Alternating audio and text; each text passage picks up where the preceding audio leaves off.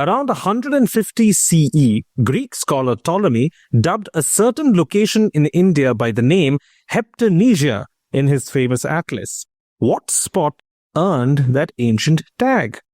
This is the audience question for today's episode, one that I will answer at the end of the episode. This is Are You Quizzing Me? And this is episode number 136. Cue the music. Welcome to Are You Quizzing Me? I am Vineet Nair with my co-host Aditya Kashyap. This is a quizzing trivia podcast show.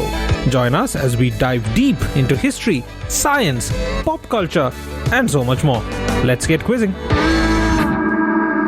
Welcome back, ladies and gents, to Are You Quizzing Me? Your favorite quizzing and trivia podcast show with Aditya and I. We are again back for another round of quizzing. But before we get to that, there is the small matter of the audience question Partner or audience question Junior that Aditya had asked last week. So Aditya, what was the question? What was the answer? And who answered it first? The question that I asked as the audience question, or maybe Instagram question, we are still workshopping the title, was a visual question. And for that, I would recommend going and checking it out on either Instagram or Reddit, where I have posted it. It is a picture of a ticket stub or an admittance ticket, I guess, or whatever that was called, to a movie preview. And this was a Stanley Kubrick film.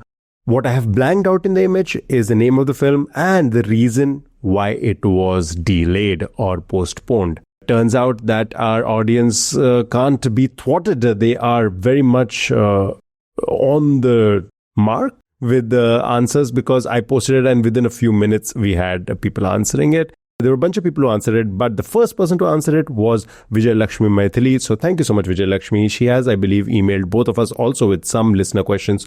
Both of us will get to it at some point in the future. Thank you so much. Please keep sending in, whoever is listening. If you have some trivia that you think we should ask on this episode, we love receiving those emails. But coming back to the question, that movie was Stanley Kubrick's Dr. Strangelove, or How I Learned to Stop Worrying and Love the Bomb. The reason it was not held was because JFK, John F. Kennedy, the President of the United States, was assassinated quite close to the date of the preview. So they postponed it. I believe it was held the next year instead of the year it was originally supposed to be released in. And this is in Kubrick's own handwriting, which I think kind of made it cool. So go look at the actual image. You can Google it. It's available on Google, of course. And that is the audience question. There are a bunch of other questions also related to the episode. You can try those out. Those are kind of spoilerish. So maybe listen to the episode first and then try out those questions. Okay, great. Now that you've gotten that piece of housekeeping out of the way, let's start with our regular quizzing. Aditya, I believe it's your turn. So hit me with your best shot, but nothing too difficult. Oh, Vineet, I actually don't know. This to me, if you had asked me, it would be a very difficult question. So I'm going to throw it in your direction. All right. It's a list. And I know how much you love those. Oh, I hate those. Okay. This is an exhaustive list. However, this list has people sometimes debating whether certain things belong on it or not. All right. But I'm going to give it to you based on as much of a consensus as there is to this list. The list goes: Burden of Dreams, Sodain Swole, Return of the Sleepwalker, Alphane, Megatron, Black Flip SDS, Spots of Time, Shaolin, Arrival of the Birds, No One Mourns the Wicked, The Big Slam, Mount Doom, Realm of Torment. Those were 13 in case you were not counting. 13 items that I listed. That is an exhaustive list. Like I said, some people do debate whether certain things belong on this list, certain should be removed, maybe others should be added. But let's go with the vast consensus as there is. Most people agree that this is what the list should be. So I mentioned 13. Vineet, what is this a list of? It's a very eccentric and eclectic list of things. Megatron, Mount Doom, something Torment, you were saying? Realm of Torment. Oh, poetic. And it's all part of a list of 13 things, which is an exhaustive list. Correct. Is this something related to music? Like I said, some people argue that maybe some of these don't belong on the list. So the number is probably not what it should go by. Like it's not that like this list will always have 13. And no, it doesn't have anything to do with music. Now, obviously, Megatron is it, you said Megatron or is it Metatron? Because one is an angel, the other is a transformer. I was talking about the Transformer Megatron. Okay, give me the list again. I'll give you the list again. I'm not sure if one of them might spark something in your memory. I don't know. Though if you have not heard of any of these previously, it's difficult to crack it from just the name. So maybe hints might help. But let me repeat the list one more time. Burden of Dreams, Soudain Soul. I don't know how to pronounce that one. Return of the Sleepwalker, Alphane, Megatron, Black Flip SDS, Spots of Time, Shaolin, Arrival of the Birds, No One Mourns the Wicked, The Big Slam, Mount Doom, Realm of Torment. I honestly thought that this might be something album related, like a list of album songs or a soundtrack or something, but you said it's not music. No, not music at all. Are these like fictional things? No, very much real. Okay. So then they're named after fictional things. I guess some of them are Megatron, I guess. Mount Doom is, yeah. Megatron, yeah. Yeah. But then Shaolin, not really a fictional thing. Realm of Torment, I don't think is a pop culture reference, but... No, it could be some kind of... Okay. Torment, maybe, is that a Hellraiser reference? Pinhead and... Could be. But again, like Shaolin, yes, it's a pop culture reference, but more than that, it is something cultural, right? So I don't think it's definitely not exclusively fictional, and probably not all of them have to do with pop culture. Some of them, obviously, some of them probably not. I need some additional clues. Okay. I'm going to throw a few names at you that are associated. All of them have a name associated to it. I'm going to throw some names. Again, the names might not be directly a clue, but hey, maybe something might spark an answer in you. So the most popular name on this list associated to a few of them was Will Bossy, Nathaniel Coleman, Sean Bailey, Aidan Roberts, Sean Roberto, also occurs a few times, Daniel Woods, and I'm giving this out of order. I'm just trying to see names which are honestly a little easy to pronounce for me also. So yeah, these are the names on the list. Do any of them spark an answer or a guess? No. I don't think I know what this is. You'll probably have to give me the answer for this. But if you have any other clues? All right, so I'm going to give you another clue before I give you the answer. This has a gradation attached to it as well. So I've given you names. I've given you the names of everything on the list. I've given you people's names associated to it, though I have not connected it to each, and each of them has one name. You can go look it up later. And this also has some sort of a gradation attached to it. It can be graded in a French way or an American way. The French gradation is called font grade or foie gras. I don't know what the French way of saying it is. Spell that, please. Font and grade. And the American is V grade. If you were doing the American one, you would call it V17. If you were doing the French one, you would call it 9A. So V grade would be V17. All of these are V17. If you were doing the French one, all of these would be font 9A. Nope, not ringing any bells. My guess would have been, like, when you gave me this clue, my guess would have been this is some kind of piano piece or some kind of musical piece and you're grading it by difficulty. Because these do sound like musical pieces, song names or compositions. Fair enough. This, very honestly, if you had given me exactly the same question that I've given you, I would have no chance of answering it. Because all of these things are completely new to me. And it's so fun when you just discover something that is out there and people know about it. A whole bunch of people know about it and you don't. I'll just give you one last clue before we give you the answer.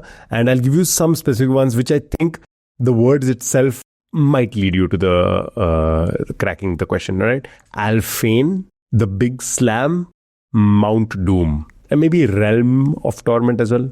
These 3-4, if these words specifically, if they spark anything. There are a list of mountains with this name. I would, honestly speaking, not bragging, but if there were a list of mountains with this name, I would know. But there are no mountains with this name. Well, Mount Doom is, but this is not part of a book. I was thinking of triathlons and, really hard. But then if the Iron Man's also not part of that list, then that's not. You are dancing around the edge of it. You're tantalizingly close. I'm not going to torture you anymore. I'm going to give you the answer. You said triathlon. This is a physical activity. The gradation was the difficulty to the physical activity. I specified mount. I specified Alphane because it also gives you a mountain kind of sense. Alpine, Alphane. I don't know if that's the exact etymology. These are what are called bouldering problems. Have you heard of the phrase bouldering problems, Vineet? I have not. the physical activity of bouldering has what we call a bouldering problem and then solutions to it. So all the names that I had mentioned of the people, these are the most professional, the most top of the game boulderers, I guess, out there. And they are the ones who have claimed that these particular bouldering problems as they exist out in the world should be given the highest grade of 9A or V17, as I mentioned. Because it's more of a personal experience, sometimes somebody goes back to it and does it again, and they're like, you know what, it's not a 9A, it's probably an 8C, or it should be upgraded, downgraded, whatever. There are discussions about it, there are debates about it. Some of them have only been done by one person, and that person has claimed it is 9A. Nobody else has done it since. So if somebody else goes back, they might change the gradation. That kind of stuff happens. All of this was completely new to me, by the way. I had no idea that this world existed. I knew of bouldering because it is pretty much like the cousin or a sibling of rock climbing, right? Yeah, that's what I was going to ask. Because when you started asking me, I was like, this could not possibly be a complete list, because I've seen Free Solo with Alex Honnold climbing El Capitan. So then I was like, if El Capitan's not on the list, then how can you tell me this is the complete list? So free climbing and bouldering are two different, very closely related, but two different activities. In fact, it's so confusing because their gradation also has some similar name. So there it's a small F that they use. Here it's a capital F that they use when they grade it. It's a little confusing. Honestly, I'm not interested enough in this field that I went and researched too deeply about it. But I found out, and the names are very interesting to me. Actually, that's the reason I wanted to ask this question, because some of the names are very cool. Burden of Dreams was the first one that was graded a 9A. In 2025, by the way, for the first time ever, a 9A plus bouldering problem has been claimed. It's called Exodia. So I did not add it. That is technically the top of the list right now. The rest of them would follow after that. So Exodia, and then the next 13. And then there is 8C, 8B, 8A, 7, 6, 5. So you'd have lower grades as well. Didn't go into any of that. And these are all naturally occurring boulders out there. They try to solve it. It's also, the jargon behind it is also interesting, that some of them claim that a sit start would be a 9A, but a standing start would not be a 9A. There are videos of it. People actually, a lot of these boulders, they practice on a surface that they have recreated somewhere, and then they go and attempt it on the actual surface. And bouldering does not have as much to do with height. Free climbing, the free solo has a lot more height to it. Bouldering can be just a big boulder somewhere that they need to somehow figure out how they're going to climb it, scale it, however it is. Okay. Yeah. So that's bouldering. And you did not know the answer. I did not know about it before. But here's something new for you to discover and for our listeners to go. Definitely a rabbit hole. Digging down, you have to climb up this particular tree.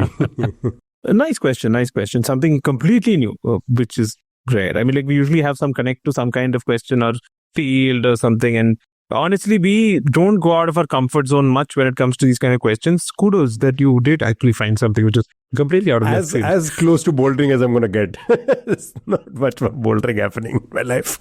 But yes. All right, hit me. So the next question that I have is a question that was sent in by one of our listeners, one of our regular contributors. Ayush Dash was sent in this question, and to those others who also send in questions, please understand that we can't ask all the questions on the podcast, and there are some cases where I already know that Aditya knows the answer to this, or that he knows this particular piece of trivia, so those I can't include as well, and some are just not suited to the podcast format. Very sorry, but please keep sending in questions, but whatever possible, we will be including it on the show. So to the question, I have rephrased this question a little bit. The question goes as follows. A popular TV show featured a character who was both a medical doctor and a law enforcement officer. She became a major role model for young women, especially in STEM and law enforcement, and even inspired what became known as a specific cultural effect. Can you identify the show and the name of the effect? You said doctor and law enforcement officer. I would have said Meredith Grey, but I don't think she's ever had any law enforcement experience. The other one I would say is Dr. Bones. Oh, no. Good, but no. Oh, well, all right. It's not Dr. Bones. She's called Bones. It's Temperance Brennan, I believe is her name. Okay. I've not seen the show, but I know she's called Bones. I thought it was her last name. All right. Okay, cool. No. Oh, that would be that. Remember that question we asked about how people with the surname end up doing jobs that are related to it? Nominative determinism. it was implied that she is a fictional character, right? She is a fictional character, yes. There was an Indian TV show. I want to say it was Mandira Bedi. I'm completely blanking on the name right now. Which Indian TV show? I think it was a Doordarshan TV show. It'll come to me later. Okay, no. Is it an Indian show, Indian character? It's not. It's not an Indian character, nor is it an Indian show. Then you would not ask me anything which is either not Indian or in the English-speaking world. I'd be hard-pressed to know about, I don't know, the Dutch fictional characters. Does Joanne Watson, I believe, is the name? Elementary. Joan Watson. In the American version of the Sherlock Holmes story, where they gender swapped Watson. No, it's not Joan Watson. She's a surgeon in that. She's a lapsed surgeon, somebody who's given up the practice of surgery. But she's not technically a law enforcement officer. This particular character is a Leo. A Leo, by the way, is the acronym for law enforcement officer. Never heard that usage before. Very cool. Okay. Then I have no clue. I can't think of any other character that is a doctor and a law enforcement officer. Let me put it a little more specifically. It might get you to the answer faster. This character was both a medical doctor and an FBI special agent. I have not seen the show, but is this Priyanka Chopra's character in Quantico? Quantico? No. You're actually going a little too recent with the shows. This is slightly older TV show. This is an older TV show. Then there's a chance I might not have seen it. Ooh. Wait. I think I know what you're talking about. Okay.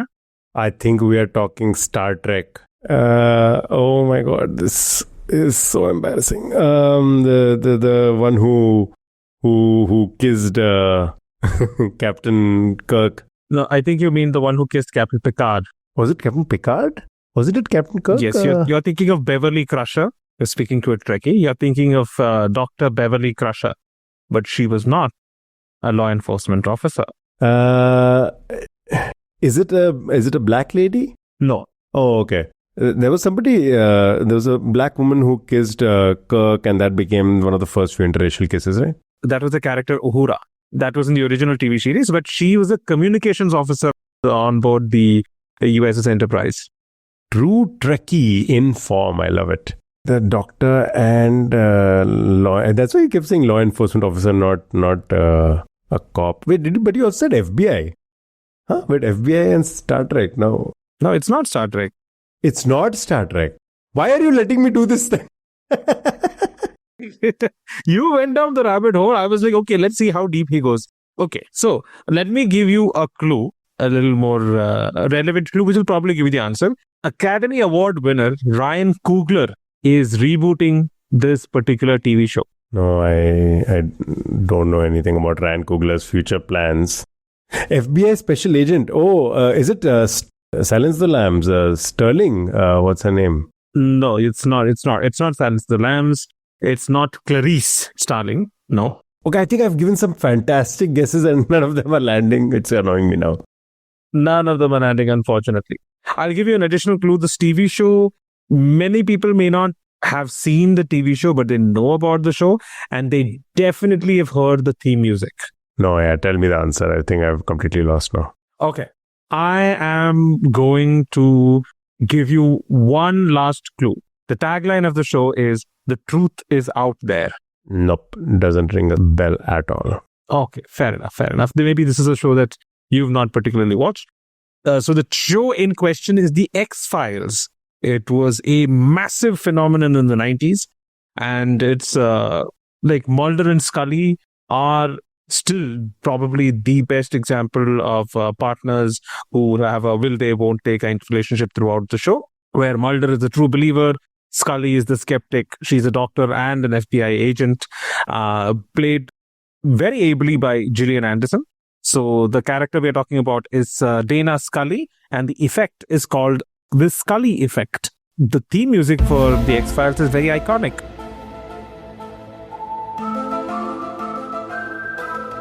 You've probably heard that piece of music. So let me just put everything together. The character referenced is Dana Scully, who's a medical doctor and an FBI special agent, played by Gillian Anderson on The X-Files. And she's the skeptic. She relies on logic, analytical thinking, and empirical evidence. At the time, was one of the rare female STEM characters in a predominantly 1990s primetime television role. The Scully effect refers to the real-world phenomenon where Dana Scully's character inspired a generation of women to pursue careers in science, technology, engineering, and mathematics, which I've been calling STEM for short, and law enforcement. A comprehensive study by the Gina Davis Institute on Gender in Media confirmed this impact, finding that 63% of women familiar with Scully reported that she significantly increased their confidence to excel in male-dominated professions. It was Dana Scully in The X-Files. And thank you, Ayush, for this question. One right up my pop culture alley. Because this was a show I binged when I was a kid. By binged, I mean watched it regularly every week when it came out. So quite the opposite of binge then.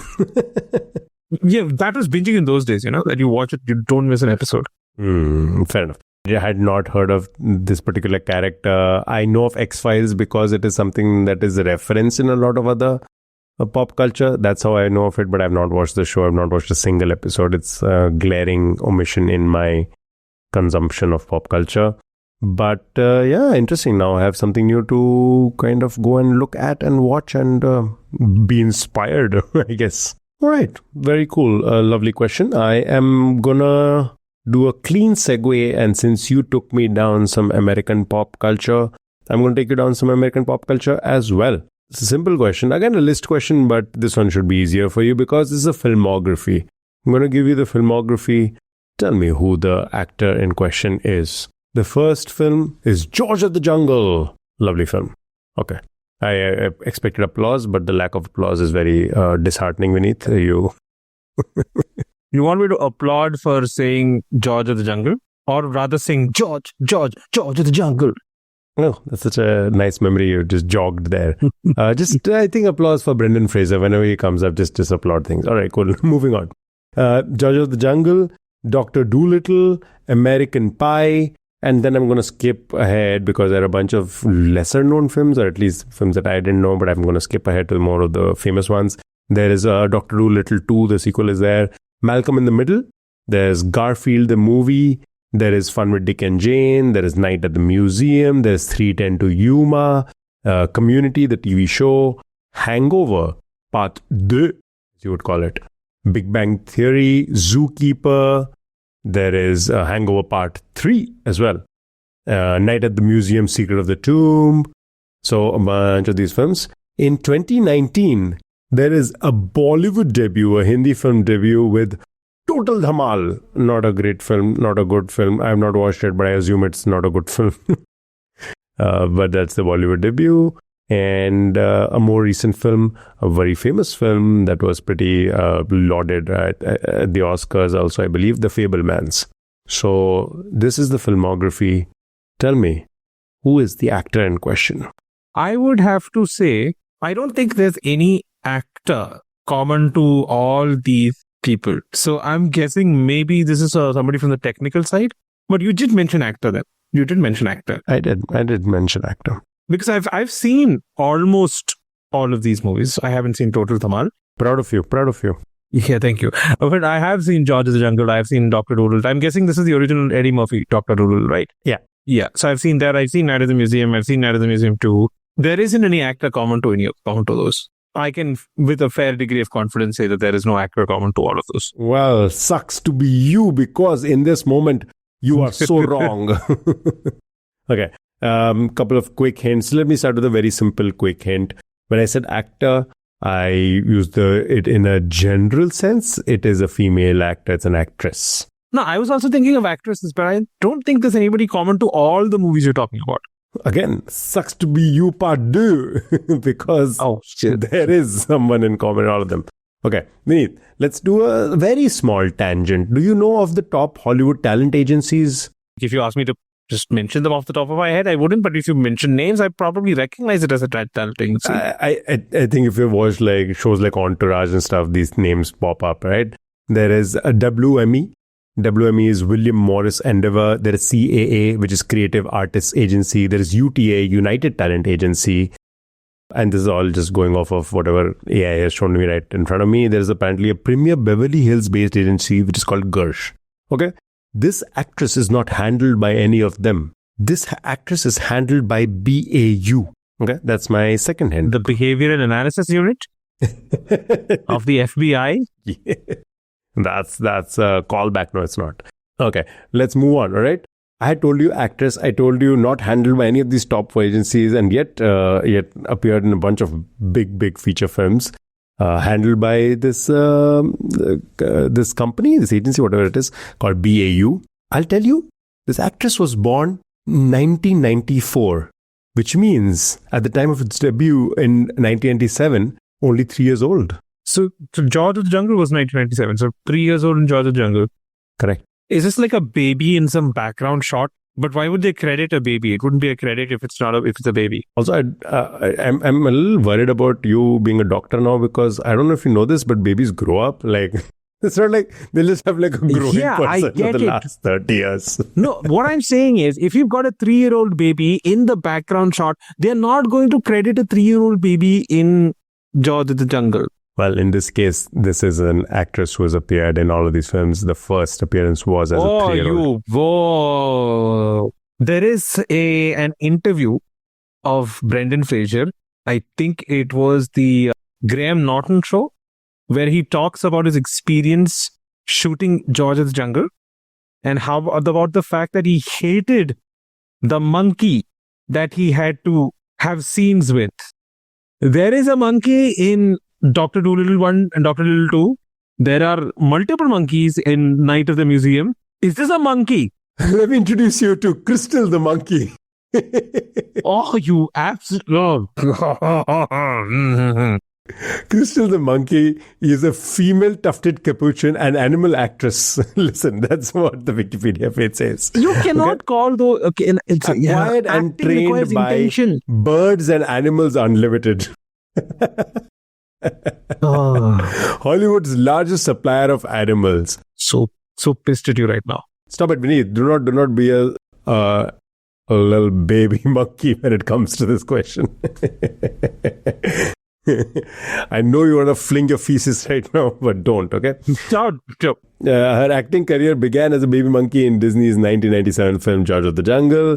She has portrayed the monkey Dexter in Night of the Museum franchise, a drug-dealing monkey in Hangover Part 2, and pet monkey Benny in Steven Spielberg's 2022 semi-autobiographical film, The Fabelmans. All right? So, been in a bunch of these films which had monkeys, which had animals in it. I didn't mention some of the other ones, which is Animal Practice. There is a Zookeeper, We Bought a Zoo. All of them are there in that. Oh, okay. We Bought a Zoo. Yeah. The Total Dhamal featured monkey apparently. And Crystal's role was Prachi's friend / security guard.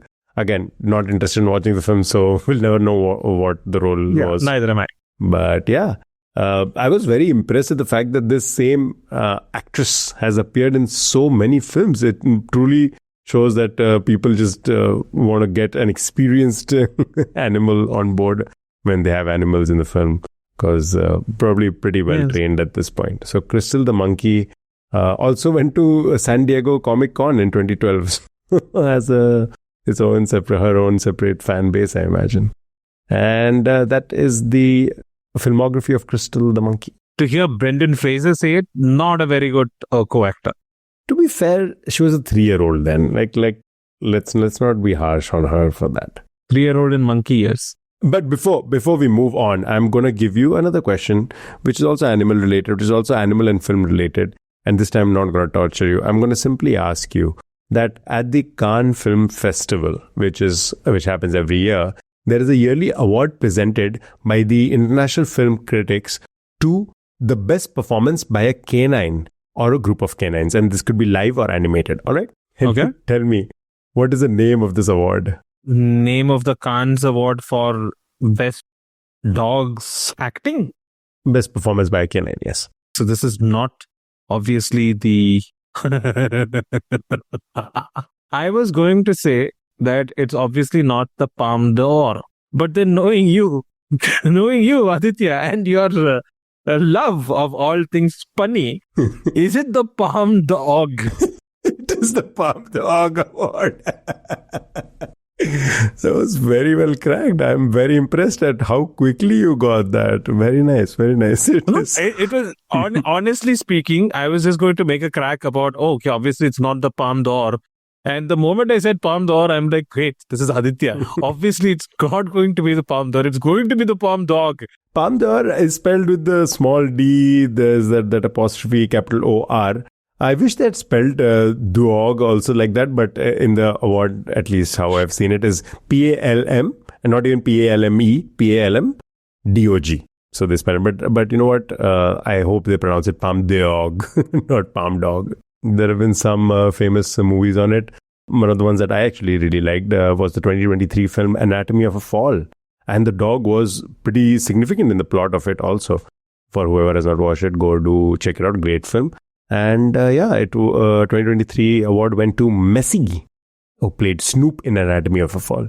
So Palme Dog award is it happens at the Cannes Film Festival. There was also, I think there was a potential for a canine can there over there somewhere. Canis, which is I think the Latin for dog. Correct. Anyways, back to you. Okay, moving from movies in the West, which kind of, and Crystal the Monkey, who did act in Bollywood, to something completely Bollywood. Actually, let's just say that this is about something that's Bollywood legend. To prepare for the role of Gabbar Singh in 1975's iconic smash hit Sholay, which is also his big break, Amjad Khan read Abhisapto Chambal, a book on Chambal dacoits by Tarun Kumar. Tarun Kumar is the father of X. Amjad and X have worked together in 2 films. I want you to identify who X is. The offspring of Tarun Kumar, who wrote the book Abhisapto Chambal, which was Amjad Khan's guide to the dacoits of Chambal, which informed and inspired his performance, his iconic, slightly demented performance as Gabbar Singh. What a phenomenal performance, truly. You said Tarun Kumar. So let's try the most obvious route of thinking of actors who have the last name Kumar and roughly the same age as Amjad Khan. Ashok Kumar is definitely older. And knowing you, this would be somebody famous. So, because I have a vague feeling there is somebody called Manoj Kumar. I'll just give you one clue right now. You are on the right track that the actor, I'm being gender neutral here, so that you don't read into anything I'm saying. So it could be an actor, it could be an actress, but let's just say the actor that we are talking about does share a last name with the author. Okay, since it's gender neutral actor, female actors included. Oh, and you said does Tarun Kumar have another last name or something? Kumar is technically his middle name. He does have another last name. That makes sense. Yeah, Kumar is a often used middle name kind of thing. Playing with me and my feelings. I see you are upset about Crystal the Monkey. No, I'm upset about bouldering. The bouldering was truly out of left field. Listen. It was fun. It was fun. I'm kidding. I'm just putting it. It was a lot of fun. Tarun Kumar, some of the last name, don't know what could be the name. Let's try Amjad Khan's co-stars. It would be too easy if it was in Sholay, but is one of the films that they share Sholay? Yes. So that was going to be my second clue, that Amjad Khan acted with this person in 2 movies. One was Sholay and the other one was Desh Premi. Desh Premi. I have no idea what that film is. It could be one of the non-lead female actors, but let's assume it's one of the leads, which means it's Hema Malini or it's Jaya Bachchan. Ooh, in this case, it would be Jaya Baduri if it's her dad's last name. I know Hema Malini comes from South India, so father's name being Tarun Kumar is unlikely, which means I'm going to go with Jaya Baduri. Is it Tarun Kumar Bhaduri? Yes, very well, very, very, very well correct. It is Tarun Kumar Bhaduri, and it is Jaya Bhaduri, Urf Jaya Bachchan. I don't think we can say Urf. What's the Hindi word way of saying, like we say Knee. The knee, yeah, the knee. How do you say that in Hindi? The maiden name. You're the UP wala. You should be able to tell me. Oh man, I have actually no clue. In our society, women unfortunately don't get to even hold on to their identity.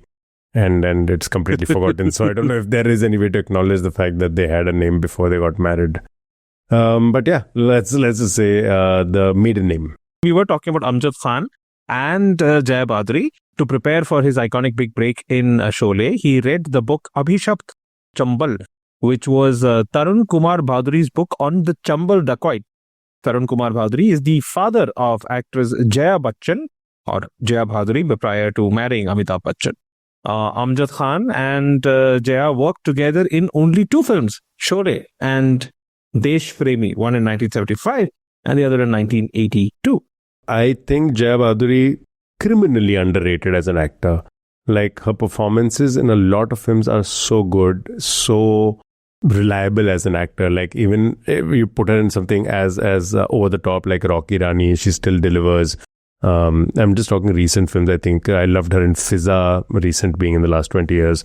I loved her in Kal Ho Na Ho. So a lot of these films which I think she has played the mother role, and she's done a pretty great job. Arguably, I could say holds her own against Amitabh Bachchan, if not even a notch higher. Just that actresses have not been showcased as much. But yeah, pretty solid actor.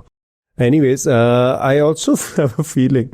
Well, can you imagine a day, the first day of shooting, and Jaya Bhaduri is like, oh, you know what? You should buy my father's book just to prepare for the role. And Amjad Khan is just awkwardly like, okay, I guess I'll pay for this. Just doing some side sales for a dad's book. It's a very funny coincidence, if not. Lovely.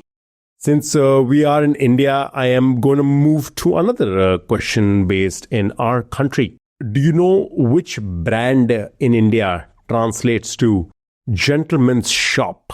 Which brand in India translates to gentleman's shop? Yeah. No, I don't know.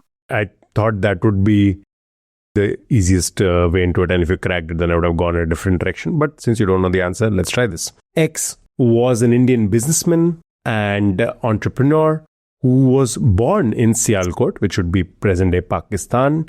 His father had a business there. After partition, the family moved to India. They moved to Delhi. They lived in pretty dire circumstances. X had the burden of providing for the family because he was becoming a young man. He had dropped out of school at a very young age of 9 or 10. He decided to be a rickshaw Tonga driver. He has mentioned in some interviews how he went to New Delhi railway station and Qutub Road and Karol Bagh, all these very famous places, and he would try to, get passengers on his Tonga. And he found the other Tonga wallahs uncouth and realized there's not much money in it, so he moved away from that. He tried a couple of other ventures before he found his footing in the venture that made him famous. The business that he started, the name in the Indian language, if translated to English, would roughly translate to gentleman's shop. Tell me, Vineet, who X is, or you could tell me what is the name of the company he started. In my mind, right, when you mentioned this, I thought you were going, because I couldn't understand how that was connecting to gentleman's shop, but I thought you were going to connect it to Ruh Afza, because they had like a similar story. Family splits up, comes to Delhi and set up the manufacturing unit there, right? Their brothers, one decides to stay in Pakistan, one decides to come there. But then when you mentioned poor and all of that, that's not the same. Okay, I don't know if this translates to MDH because I don't know what MDH is standing for. Oh God, this is it is. How I don't know what MDH stands for. How if you don't even know what MDH stands for, how did you get it? There are certain stories that you hear about people who have, especially after partition, it was a kind of big thing, because even my the company where I worked with, which was founded by Dr. Arora, his father also famously, moved across the border into India for partition, and he's told me that story multiple times. And because of this and other reasons, I have gone into the kind of rabbit hole of businesses which set up in India post-partition. So there are a lot of these kind of businesses you hear, like I told you about Ruh Afza. Then there are so many others like Moti Mahal, the butter chicken, the entire story. I remember seeing this, and I remember this guy, he was extremely poor. That I remember. That I don't remember his name, some Gulati, right? What was his full name? Vineet, unfortunately, you're completely wrong. That's not the answer to this. No, I'm kidding. You're right. You're right. God, I'm so annoyed that you got it so quickly. Wanted to let you. No, but I don't remember what MDH. There's a very famous quiz question where they show the picture of his shop. It's a black and white picture of his shop. I remember that, and it's a very stark, contrasted picture. I remember that. I remember this guy. He led a very hard life. I remember his last name is Gulati. I don't know his first name, and I don't remember what MDH stands for. Solid memory. Phenomenal crack, just out of the world. Especially if you, that's why I started with Gentleman's Shop. Because I was like, if you know that piece of trivia, then the rest of it is moot because you already know the answer. But yeah, you nonetheless bested me, and I'm very impressed. Okay, here's the fun trivia behind it. You got it right. It is MDH. And if you had let me give you a clue, I would have told you MDH stands for Mahashaya the Hatti. Oh, it's Punjabi. X is Dharampal Gulati, who is also known as Mahashaya Dharampal Gulati. So his father was also given that honorific title of Mahashaya, or whether it was self-styled or whether it was given, I'm not quite sure. But in any case, and that was Mahashaya, I guess the plural, or Mahashaya, the Hatti being gentleman or an honored man or a prestigious title to give to a man is Mahashaya, and Hatti is shop. So gentleman's shop is what you would loosely translate it to in English. That is what MDH is. I also did not know this till I recently found out. I was like, wow, how did I not, as such a trivia hound, how did I never bother finding out what MDH stands for? It is named after Mahashaya Dharampal Gulati and his father. Interestingly enough, they had a spice shop in Sialkot where they used to call it Mahashaya the Hatti. And they were also famous with the name of Degi Mirch Wale.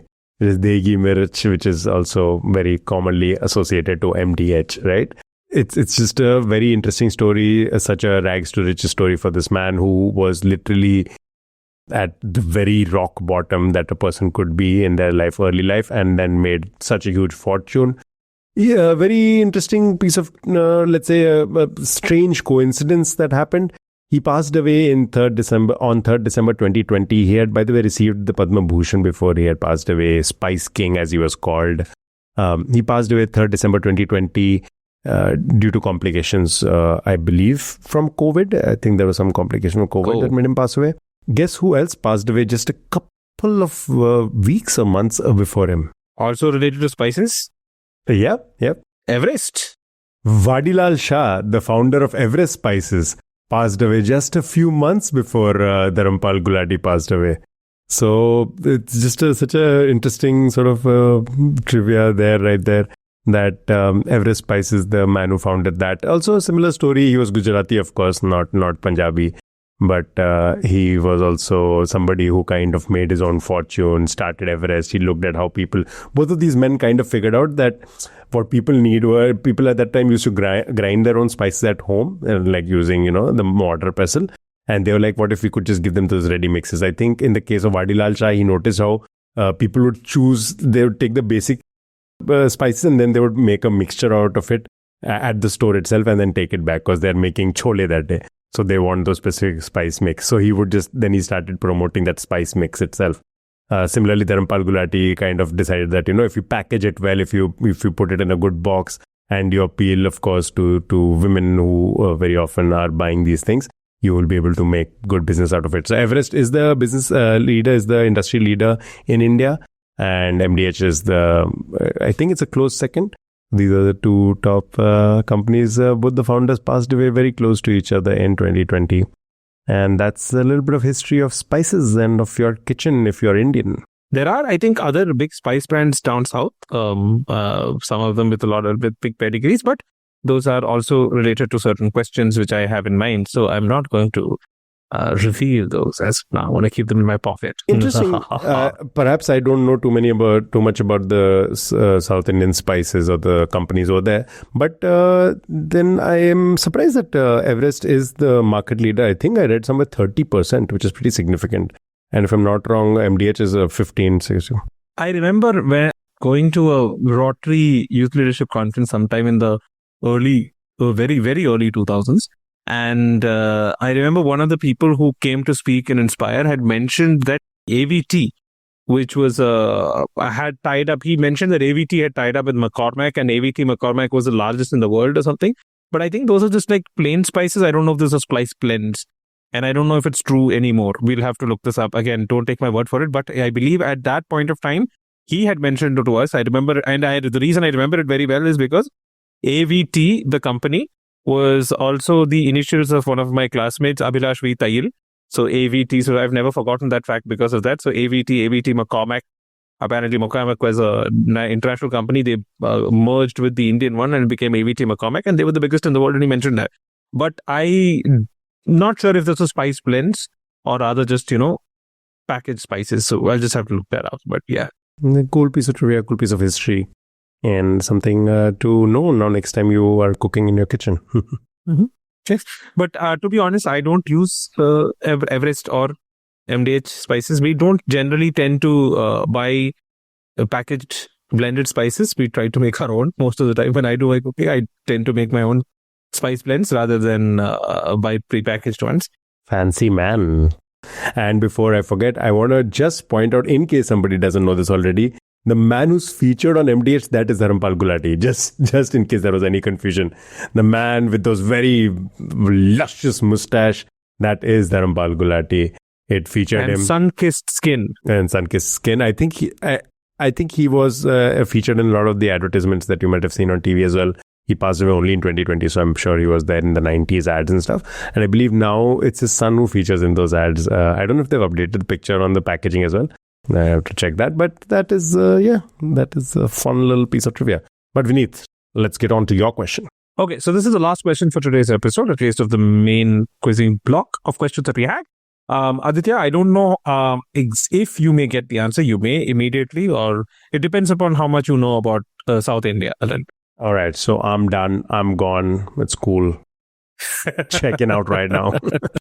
No, but this is a fascinating piece of trivia. So even if you don't get the answer, it's just this is a trivia delivery mechanism rather than anything else. Okay. So, a monumental gateway leading into an 11th century Tamil Nadu temple complex bears a name meaning Destroyer of Kerala, a title honoring the Chola king who ordered its construction following a major victory over the Cheras, who used to rule Kerala at one point. This specific entrance, known as the Keralantagan Gopuram, Keralantagan literally meaning the ender of Kerala or destroyer of Kerala.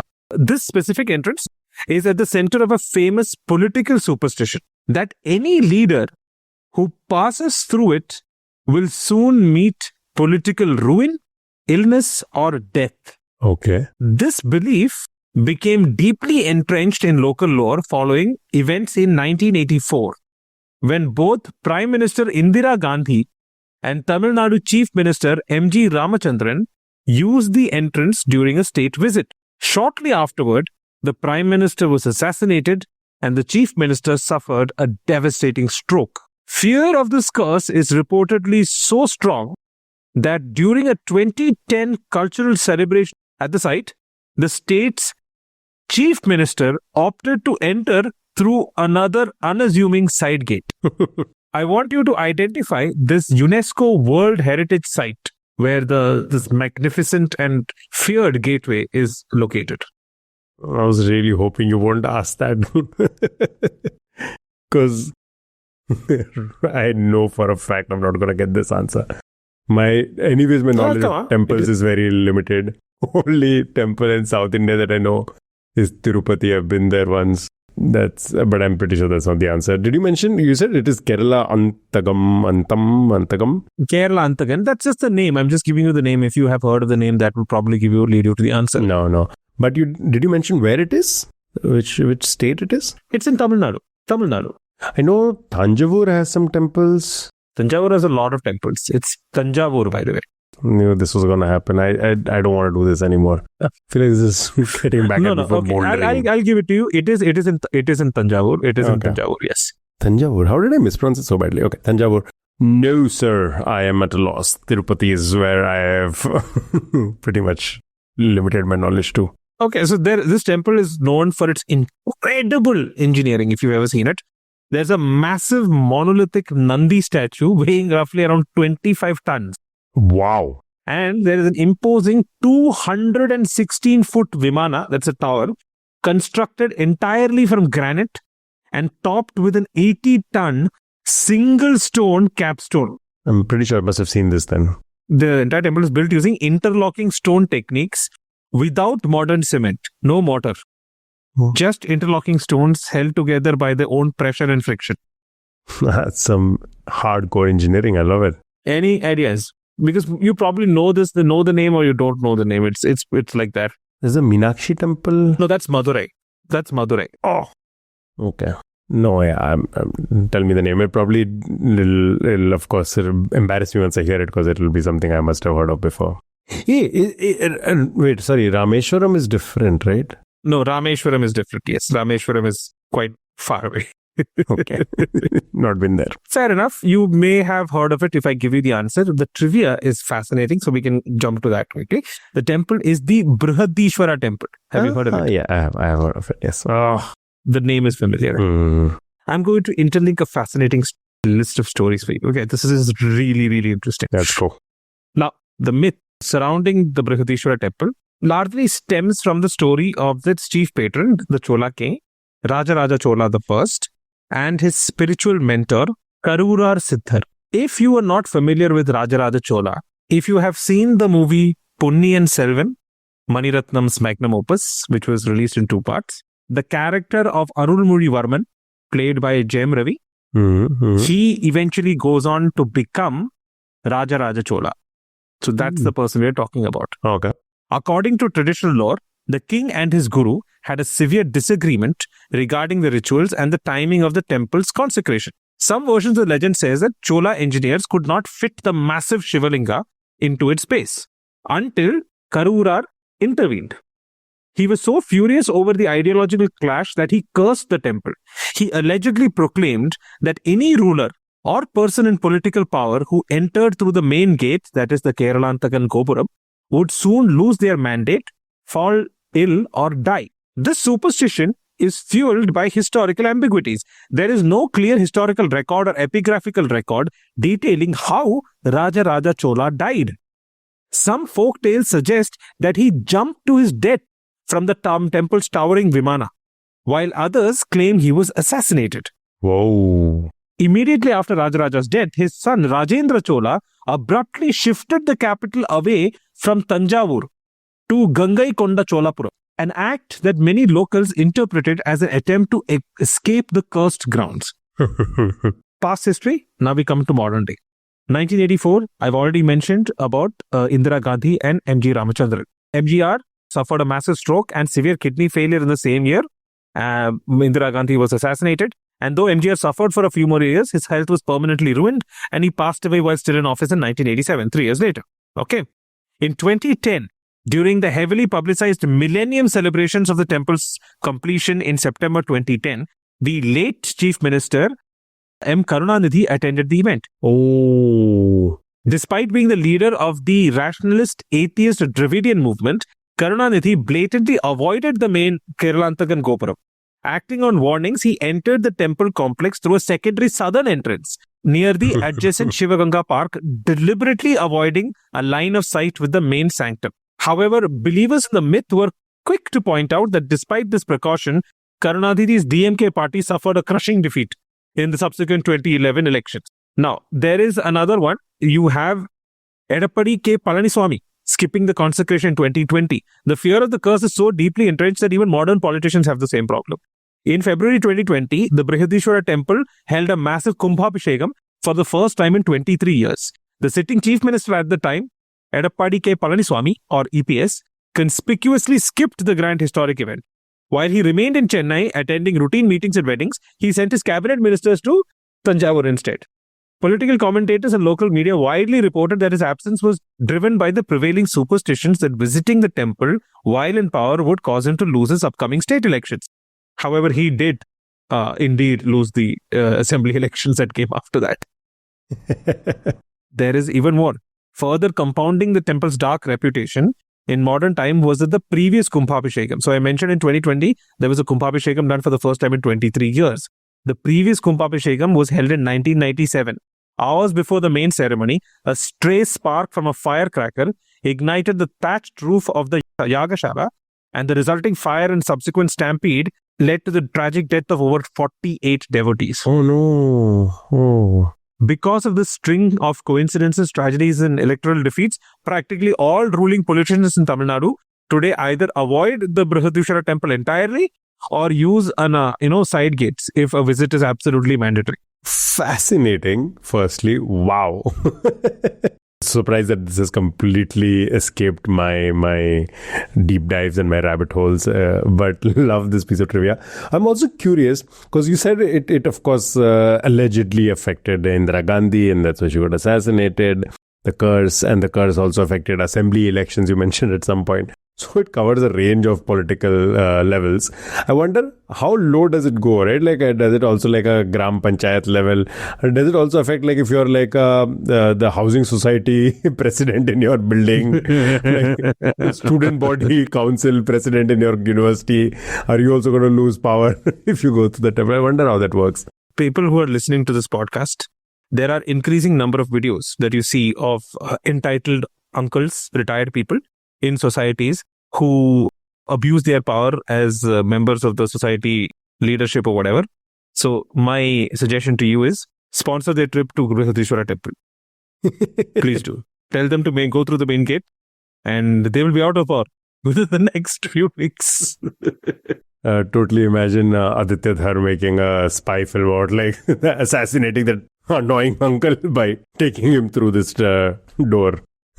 They call it Dhurandor, I guess. Oh God, no. No. I have nothing to do with this joke. Dhurandor, the rehinge.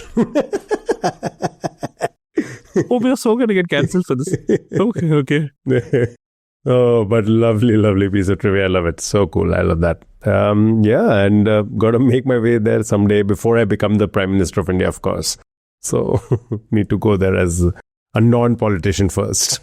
That's all we have our regular round of quizzing. Let's move on to the audience question, which I had asked at the beginning of today's episode. The question was, around 150 CE, Greek scholar Ptolemy dubbed a certain Indian location Heptanesia in his famous atlas. Which spot earned that ancient tag? So, do you have an answer? I did think of Heptanesia has to be 7. And I was thinking 7 islands.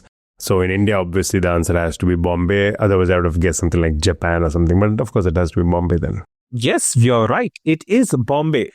Greek geographer Claudius Ptolemy labeled the Mumbai archipelago as Heptanesia, meaning 7 islands. In Book 7, Chapter 1 of his geography, around 150 CE, he drew from accounts and trader reports and named the place as Heptanesia.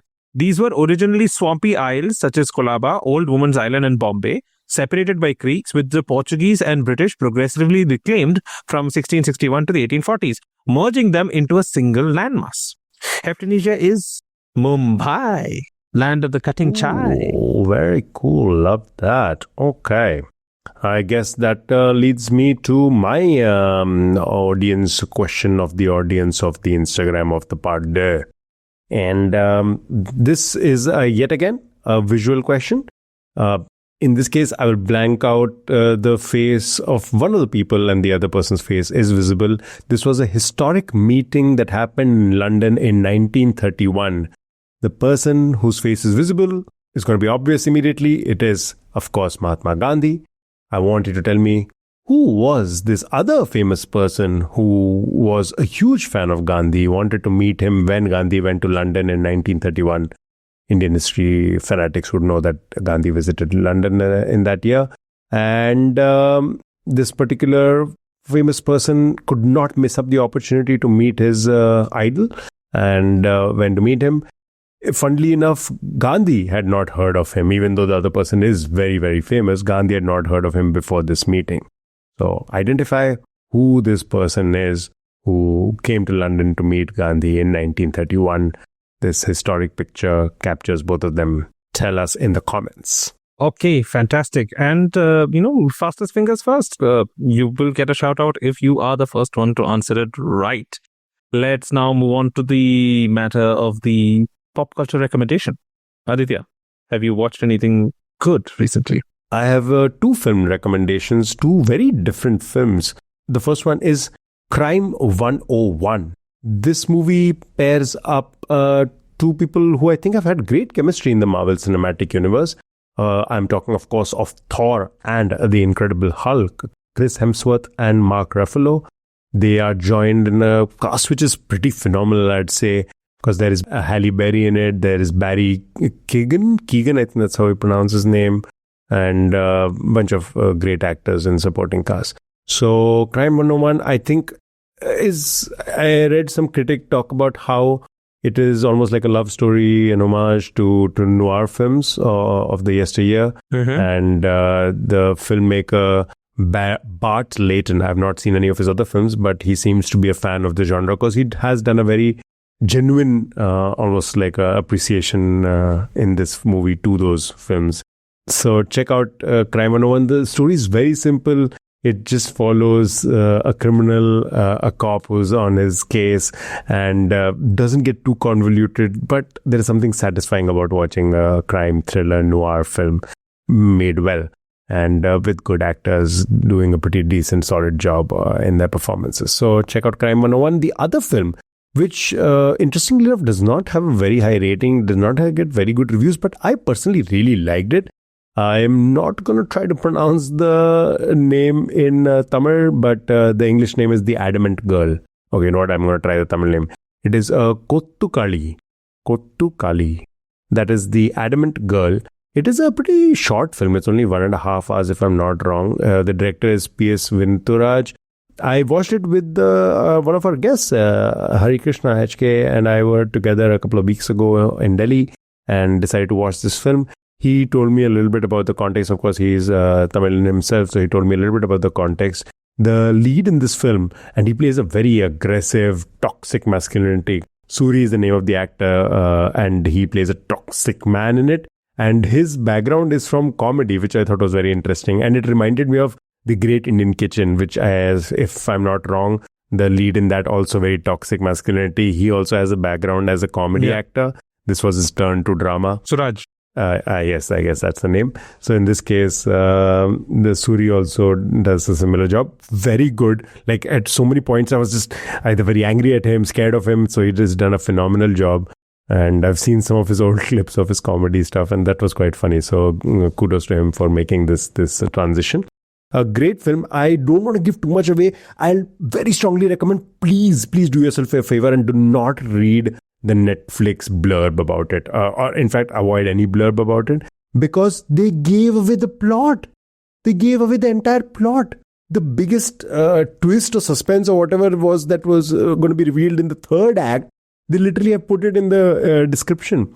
And it's genuinely something that they're building as some sort of, it's not a mystery film, it's a drama at qualify, but there is an underlying mystery to it. You're not sure of what's happening, and they reveal it only later.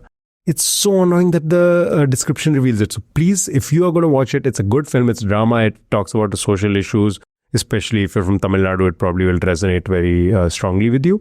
But yeah, any Indian perhaps might. It talks about female oppression, women's oppression, and some great acting, some very interesting direction, very interesting script choices.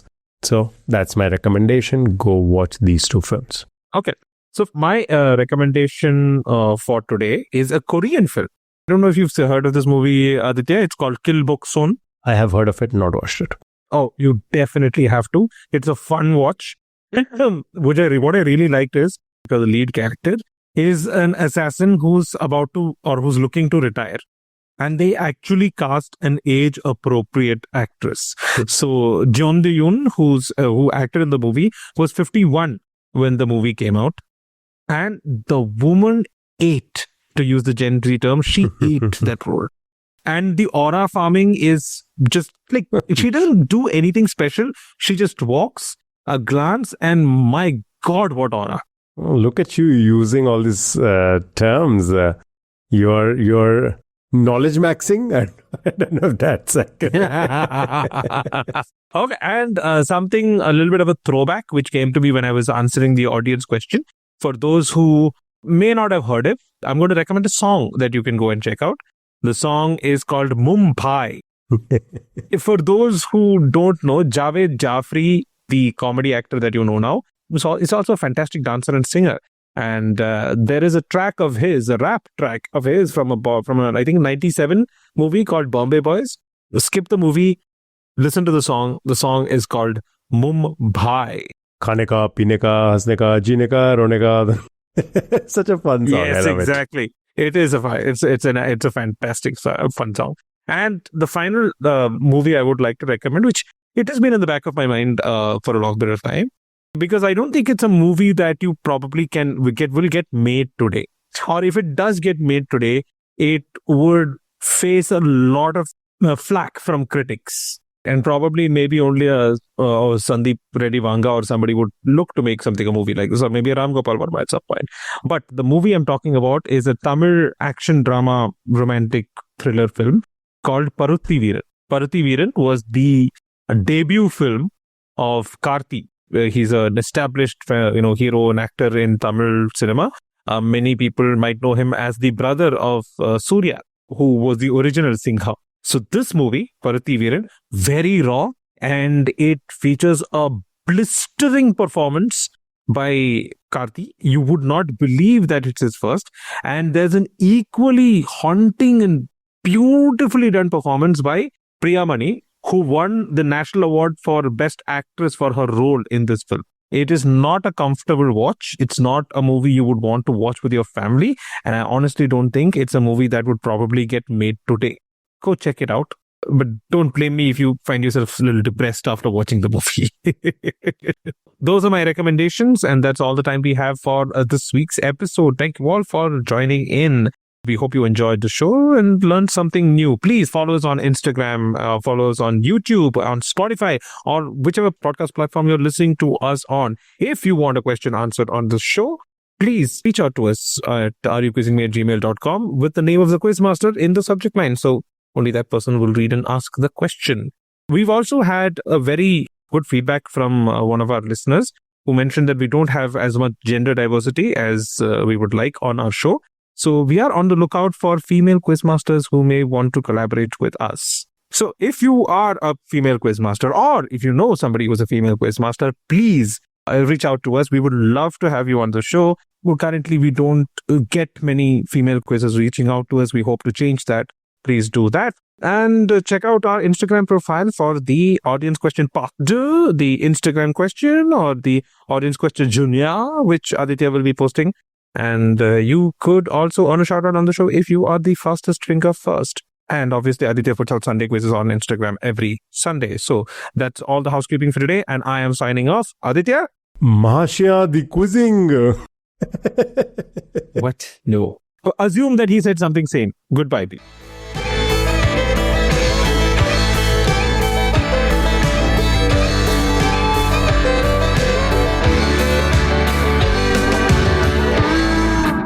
ये हाथ मुझे दे दे ठाकुर